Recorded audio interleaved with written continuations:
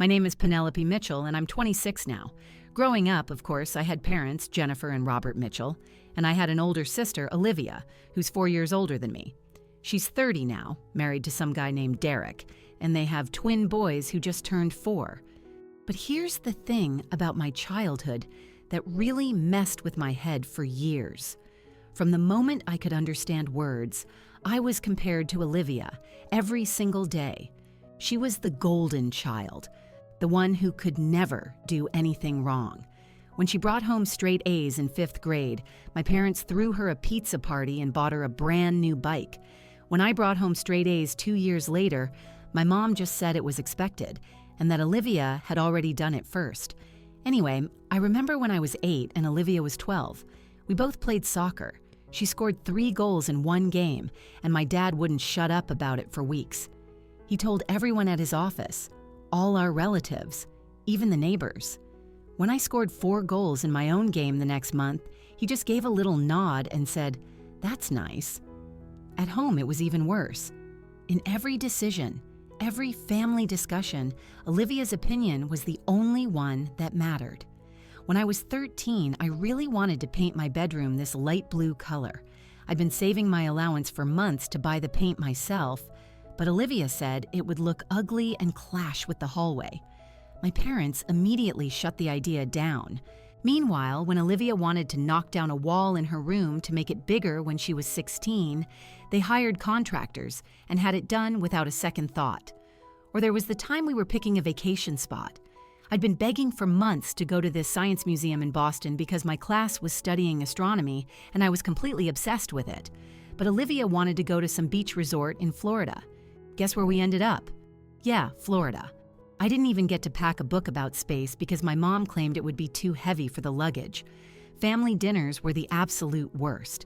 I'd try to talk about something that happened at school or something I was interested in, and my parents would listen for maybe 30 seconds before turning to Olivia and asking about her day. It was like I was just background noise in my own family.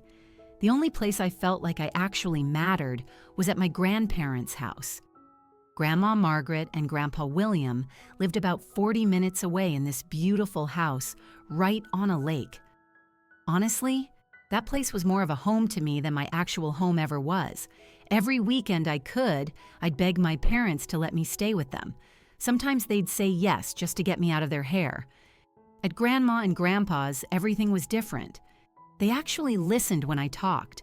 I could go on and on about whatever I was into at the moment, whether it was dinosaurs or poetry or learning to skateboard, and they'd sit there, genuinely interested. Grandpa would hang my drawings on the wall in his study. He wouldn't just stick them on the fridge with a magnet where they'd fall off in a week. He would actually frame some of them and put them up like real art. He told me once that my drawing of a sunset over the lake was his favorite piece in the whole house. I was 11 when he said that, and I swear I almost cried. Grandma would make tea and bake these amazing chocolate chip cookies from scratch. We'd sit at the kitchen table, just the two of us sometimes, and she'd ask me about my friends, my classes, what I wanted to be when I grew up. She never once compared me to Olivia, never once said I should be more like her. At their house, I was just Penelope, and that was enough. When I graduated high school, I wanted to go to college. I'd worked hard, gotten good grades despite the lack of encouragement at home, and I'd been accepted to a decent school with a program I was really excited about. But when I told my parents I needed help with tuition, they sat me down and said no. They said they couldn't afford it. They needed the money for Olivia's wedding. She'd gotten engaged to Derek, and my parents were planning this massive event. My mom had spreadsheets and binders full of ideas. They'd booked this expensive hotel downtown, hired a fancy caterer, and my mom was having a custom dress made for Olivia that cost more than a semester of my tuition. I asked if maybe they could help with just a little bit, enough to cover my books at least. My dad said I needed to learn to be independent and that Olivia's wedding was a once-in-a-lifetime event. I didn't bother pointing out that my education was also pretty important, so I took out student loans, big ones, the kind that would follow me around for years.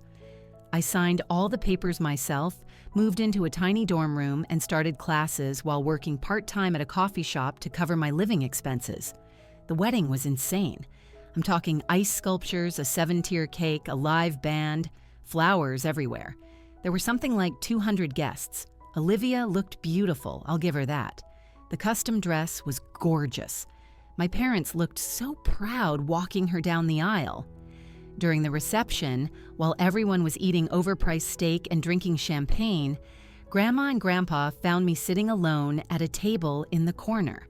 I'd been watching everyone celebrate and trying not to think about my mounting student loan debt. Grandpa pulled up a chair next to me and asked how school was going. I told him it was good, that my classes were interesting, that I was managing okay. He looked at me with these kind eyes and said if things ever got difficult, if I ever needed help, I could come to them. He said they'd always support me. Grandma squeezed my hand and nodded. She said they were proud of me for working so hard and that they knew I was going to do great things. I felt this huge weight lift off my chest. Just knowing someone believed in me, someone had my back, it made everything feel possible. I thanked them, probably more emotionally than I should have at a wedding reception, and they just smiled. I made it through my second year, okay? The loans were piling up, but I was managing. I'd started to figure out who I was outside of my family's shadow. I had friends, professors who actually noticed my work, a future that felt like it was mine. Then the summer before my third year hit, and everything fell apart. Grandpa William died of a massive heart attack in July, just like that. One day he was fine, working in his garden by the lake, and the next day he was gone. I got the call from my mom while I was at my summer job. "Penelope, your grandfather passed away this morning," she said, her voice completely flat. "The funeral is Saturday." She sounded annoyed that she had to tell me, like it was an inconvenience. The funeral was small. I cried through the whole thing. My parents stood there looking uncomfortable, and Olivia kept checking her phone because the twins were with a babysitter. I wanted to scream at all of them that we had just lost someone incredible, but I kept my mouth shut. Grandma Margaret took it hard, really hard. She'd been with Grandpa for almost 50 years. After the funeral, I visited her at the lake house as much as I could, but she seemed like a shell of herself. She barely ate, barely talked. It was like a part of her had died too. A month later, I got another call. Grandma had passed away in her sleep. The doctor said it was heart failure, but I knew the truth. She died because she couldn't stand being without him. Some people are like that, so connected that when one goes, the other just follows. I was devastated. In the span of 5 weeks, I'd lost the only 2 people who'd ever really seen me, the only 2 people who'd ever made me feel like I mattered. I spent days just crying in my dorm room, barely able to function. A week after Grandma's funeral, my mom called and told me we had to meet at a lawyer's office. Some guy named Mr. Johnson who'd handled my grandparents' affairs. She said it was for the reading of the will and that I needed to be there. I showed up at this office downtown on a Wednesday afternoon. The waiting room had these leather chairs and old law books on the shelves. My parents were already there, sitting stiff and formal. Olivia was next to them, looking bored. Mr. Johnson was this older man with gray hair and a calm voice. He invited us into his office and had us sit down. Then he opened a folder and started reading. "Your grandparents have left their house at 2847 Lakeview Road to Penelope Mitchell," he said, along with $150,000 in cash. The room went dead silent for about 3 seconds. Then Olivia made this sharp, inhaling sound like she'd been punched. My mom grabbed my dad's hand so hard her knuckles turned white. I just sat there in shock. I hadn't expected anything. Honestly, I just wanted them back. Mr. Johnson kept reading. "There is a personal message from William to Jennifer Mitchell," he said, then read it out loud. "We do not leave you or Olivia anything, as we already gave you $200,000 when you reported financial difficulties in preparing for Olivia's wedding. $200,000. I felt like I'd been slapped across the face. My parents had told me they couldn't afford to help with my education. They'd said they had no money, but they'd gotten $200,000 from my grandparents and spent it all on Olivia's wedding. That hotel, that dress, that ridiculous ice sculpture. It all made sense now. My mom jumped up from her chair. Her face went bright red, and she slammed her hand down on Mr. Johnson's desk so hard I thought she'd hurt herself. "I can't accept this," she said loudly. "This isn't fair. You can't just single out Penelope like this."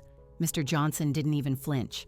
"Mrs. Mitchell, this is an official will, properly executed. The wishes of the deceased must be respected." "But they must have been confused," my dad tried to argue. "There's nothing to contest here," Mr. Johnson said firmly. "Everything is legal and final." My parents looked furious. Olivia looked like she wanted to cry, and I just sat there, numb, trying to process everything. We left the office, and I thought that was it. I was heading to my car when my parents caught up with me in the parking lot. "Penelope, wait," my mom called out in this sweet, syrupy voice I'd literally never heard her use before. "Can we talk for a minute?" I should have said no, but some stupid part of me thought maybe they wanted to actually have a real conversation for once. So I agreed. We walked to a cafe next door. It was one of those places with small tables and overpriced coffee. We sat down, and my mom didn't waste any time. She immediately started talking about the house. "I know a realtor. Someone very good," she said. "She could sell the lake house for a great price. The market is hot right now. You could make a lot of money." My dad jumped in. "Maintaining a house is expensive, Penelope. Property taxes, repairs, upkeep. It's too much for a young girl to handle, especially a student." Olivia nodded enthusiastically. "You're not going to live that far from the city anyway. It would be smarter to sell and use the money somewhere more convenient." Then my mom reached across the table and took my hand. She leaned in close and whispered, "We're family, sweetheart. Family helps each other. Selling the house would be the responsible thing to do." I looked at her hand on mine. I thought about all the times she'd ignored me, dismissed me, chose Olivia over me. I thought about the $200,000 they'd hidden from me. I thought about my grandparents and how that house was the only place I'd ever felt loved. I pulled my hand away. "I have no intention of selling the house," I said, my voice clear and firm. "I want to keep what my grandparents left me. It means something to me." My mom's face changed instantly. The sweetness vanished. "You're being selfish and foolish," my dad started arguing. "This is completely unreasonable," Olivia added. I stood up, left money for my coffee on the table, and walked out. They called after me, but I didn't turn around. 2 years passed after that disaster at the cafe. I focused on myself for the first time in my life. The money my grandparents left me, I didn't blow it on stupid stuff. I opened an investment account and put most of it there. I used some to pay for the upkeep of the lake house, property taxes, and basic maintenance. For myself, I only bought what I actually needed. I finished my last 2 years of university and graduated with decent grades. Then I landed a job at this marketing company I'd been dreaming about working for since my junior year. It wasn't some huge corporation, but it was respected in the industry, and the work was interesting. I was proud of myself. I rented a small apartment in the city. Nothing fancy, just a 1-bedroom with enough space for me and my stuff. It was mine, and that's what mattered. The lake house. I didn't let it sit empty. I had a friend who worked as a realtor, and she helped me rent it out to people who wanted a vacation spot by the lake. Families mostly, sometimes couples looking for a quiet weekend. The rental income helped cover the costs and then some. As for my parents and Olivia, I barely spoke to them. We'd go months without any contact. They'd call sometimes, usually around holidays, and I'd give short answers and get off the phone as fast as I could. It was better that way. Then one day, my mom called and said she wanted me to come to dinner on Friday. She sounded normal, not sweet or fake, just regular. I almost said no, but something made me agree. Maybe I was curious. Maybe I was just tired of avoiding them forever. When I pulled up to my parents' house that Friday evening, I noticed right away that something was off. The house looked bad. The paint was peeling on the shutters. The gutters were hanging at weird angles, and the lawn that my dad used to obsess over was completely overgrown with dandelions and weeds. It looked neglected. Inside wasn't much better. The furniture looked worn out and there were water stains on the ceiling in the hallway. But dinner was ready, and we all sat down at the table like a normal family. At first, the conversation was almost pleasant. My parents asked about my job in Chicago, about my apartment, about how I spent my weekends. Olivia asked if I was dating anyone. It felt weirdly normal, and I started to relax a little. Then dessert came out. My mom had made apple pie. We were eating it when my dad cleared his throat. "So Thanksgiving is coming up," he said casually. "We're expecting a lot of relatives this year. Uncle Tom, Aunt Sarah, the cousins. It's going to be a full house." "That's nice," I said, not really paying attention. "The thing is," he continued, "we'd like to rent a more spacious place for everyone, somewhere with room for the kids to run around, but we haven't been able to find anything suitable." I felt it coming before my mom even opened her mouth. "We were wondering," she said carefully, "if maybe you could lend us the house you inherited, just for Thanksgiving weekend." Olivia jumped in immediately. "It would be perfect, Penelope. The twins could play by the lake. They'd love it. Fresh air, nature, all that." I thought about my grandparents. I thought about how they'd always loved having family around for holidays. They'd probably want the house to be used for something like this. They'd want their great-grandchildren to play there. "Okay," I said. "You can use it for Thanksgiving." My mom smiled. "Thank you, sweetheart. That's very generous." We set a time for Thanksgiving Day. They'd arrive at 2 o'clock in the afternoon, and I'd meet them there. We'd all celebrate together as a family. Thanksgiving came, and I decided to head to the lake house a little early. I wanted to make sure everything was ready, maybe put out some decorations. I got there around 1:30, but when I unlocked the front door and walked in, I knew immediately that something was wrong. The party was already over, or at least the meal part was. There were dirty dishes everywhere, plates piled in the sink, glasses on every surface, food stains on the tablecloth. My wooden dining table had cigarette burns on it, actual burns that had ruined the finish, and my grandmother's expensive carpet, the one she'd brought back from a trip to Turkey, had these dark stains all over it that looked like wine, or maybe gravy. I walked through the house in shock. The relatives were gone. It was just my parents and Olivia somewhere in the back. I could hear them laughing. The sound came from the living room at the rear of the house. I walked quietly toward the sound and stopped in the doorway where they couldn't see me. My parents were on the couch. Olivia was in the armchair.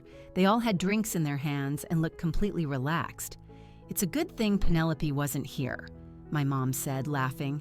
"She's not needed here anyway. This is my parents' house, really, but at least she can play hostess now and clean up all this mess herself." My dad laughed along with her. The girl needs to learn some humility, and now that she's let us use the house, we might as well keep coming here. She gave us permission after all. They clinked their glasses together like they'd just made some brilliant plan. I felt rage build up inside me, pure hot anger. I'd offered them the house because I wanted to help, because I thought it was what my grandparents would have wanted, and they'd used me. They deliberately lied about the time so I wouldn't be at Thanksgiving. They'd trashed the place and were planning to keep using it without asking. I stepped into the room. They jumped when they saw me. My mom's glass actually slipped in her hand, but she caught it. "Penelope," my dad said with fake enthusiasm, "we were just waiting for you. You must have gotten the time wrong." "I heard everything," I said, my voice shaking. "You gave me the wrong time on purpose so you could celebrate without me." My mom let out this theatrical groan. "Oh, Penelope, you're always so dramatic about everything." "Get out," I said. "Get out of my house." "Now wait a minute," my mom said, standing up. "We're family. We have a right to use this house. You gave us permission." I said, "Get out. This is my property, and I want you gone." My dad laughed. Actually laughed. "This is our family home, Penelope. We're staying, and you can start cleaning up the kitchen." I didn't say anything else. I turned around and walked straight out the front door, slamming it behind me so hard the windows rattled. The next morning, I called Mr. Johnson. He'd been helping my grandparents for years, and I trusted him. I told him everything that happened at Thanksgiving. "Even if they're your parents," he said firmly, "your property rights need to be protected. We'll take legal action." Getting ready for court took time. We had to gather all the documents, the deed to the house, records of every interaction I'd had with my parents about the property. We needed proof of the damage they'd caused. Mr. Johnson was thorough and patient through the whole process. The trial day finally came. I sat in the courtroom feeling nervous but ready. When it was my turn to testify, I spoke calmly and clearly. I stated the facts without getting emotional. I gave my parents permission to use the house for Thanksgiving Day only, I said. I have messages in our family chat that prove this. I never gave them permission to live there. The judge looked at the evidence Mr. Johnson presented. Screenshots of the messages, photos of the damaged table and carpet, everything. My mother took the stand next. She had tears running down her face, but they looked fake to me. "This house should belong to the whole family," she said, her voice breaking. "Penelope got it unfairly. It's not right that only she inherited it." The judge held up the will. "Mrs. Mitchell, the will is clear and legal."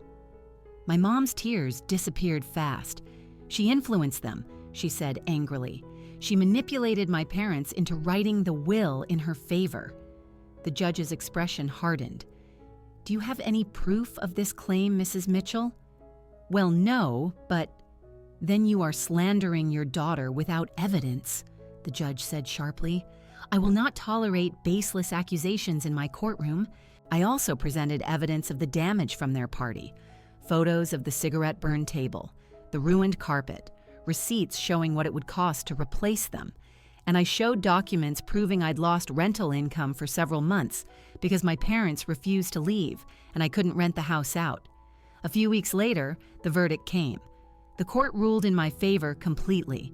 My parents were ordered to vacate the property immediately and pay compensation for all the damage they'd caused, plus my lost rental income. After the verdict was announced, my parents and Olivia started messaging me constantly. Apologies, begging, asking me to meet and talk. I deleted every message without reading most of them. Then one evening, I came home from work and found my mother standing outside my apartment door. She looked terrible, exhausted, with dark circles under her eyes. "Please," she said when she saw me, "just listen to me for a minute." "What do you want?" I asked, not moving closer. "We're sorry," she said, her voice cracked. "We're so sorry for all the pain we caused you. Please forgive us. We're family." I shook my head slowly. "I can't forgive you. I suffered in that family my whole childhood. I'm tired of being considered family only when it's convenient for you." My mother's eyes filled with tears. "Real ones this time. Your father's company went bankrupt," she said quietly. "He's buried in debt. We need help, Penelope, please." I took a deep breath and looked at her directly. "I can't help you, and I don't consider you my family anymore." She stared at me like I'd slapped her. Her mouth opened, but no sound came out. Then slowly she lowered her head and walked away without another word. I went inside my apartment and immediately called Mr. Johnson. I told him about my mother showing up. "You should apply for a restraining order," he advised, "to protect your peace of mind." I filed for it the next day. When the restraining order was approved, the court sent official documents to my parents by mail. They were shocked, apparently, and they told every relative they could about what I'd done, trying to make me look like the villain. But I heard from some of those relatives what was really happening to my family. My dad couldn't find a job after his company went under. He spent all his time trying to pay off debts. His arrogant personality had ruined most of his friendships, and he'd pushed away almost everyone who might have helped him. My mom was mentally falling apart, stressed about my dad's situation. She'd stopped taking care of herself. Olivia and her husband were struggling too. Raising twins was expensive, and their relationship was strained. Money was tight. She worked constantly to cover the kids' school costs and daily expenses. She'd always relied on our parents for help, and now without them, she was drowning. I didn't feel guilty. I felt free. After cutting off contact with my family completely, I threw myself into my work. Each successful project made me more confident. I could feel myself growing, becoming the person I was supposed to be all along. After work, I'd go to cafes in the city and meet new people. I made actual friends, people who liked me for who I was, people who didn't compare me to anyone or expect me to be someone else. On weekends, I drove out to the lake house. I'd sit on the porch and watch the water or walk along the shore. Sometimes I'd go inside and look at the drawings Grandpa had framed, still hanging on the wall. I'd think about Grandma's cookies and the way they'd both listened to me like I mattered. I felt grateful they'd seen something in me worth protecting, grateful they'd given me a way out, grateful they'd loved me when nobody else did.